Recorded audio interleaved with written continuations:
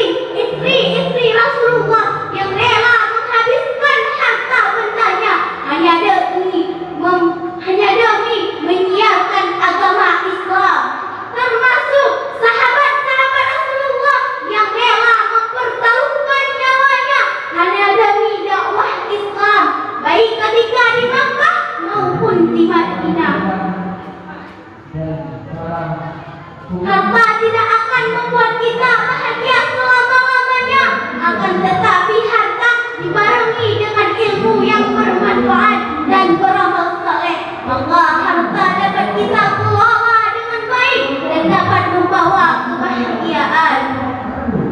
Tapi sebaliknya, apabila seseorang tidak mampu dan tidak berilmu pengetahuan, terutama pengetahuan agama, maka ia akan larut ke dalam hartanya dan harta akan habis tanpa adanya kebahagiaan lahir batin dunia akhirat. Hal ini seharusnya menjadi inspirasi buat kita sekarang untuk mengelola sia-sia harta dengan baik.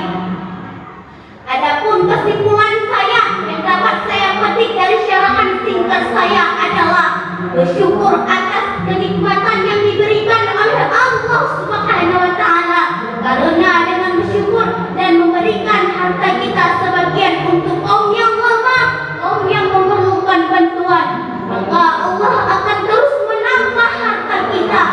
Dan yakinlah bahwa seseorang yang memberikan sesuatu kepada orang lain yang bermanfaat dengan ikhlas, maka Allah akan membalas kebaikannya dengan kebahagiaan dunia dan akhirat. Marilah umat Islam bangkitkan kesadaran, berilah mereka yang lebih membutuhkan. Jika hartamu lebih, jangan lupa sedekah. Jika tak punya harta, bantu dengan tenaga. Yang penting berkah. Amin ya rabbal alamin. Bangunkan negerimu dengan kesadaran, bangunkan negerimu dengan kedermawanan, bangunkan negerimu dengan rendah hati.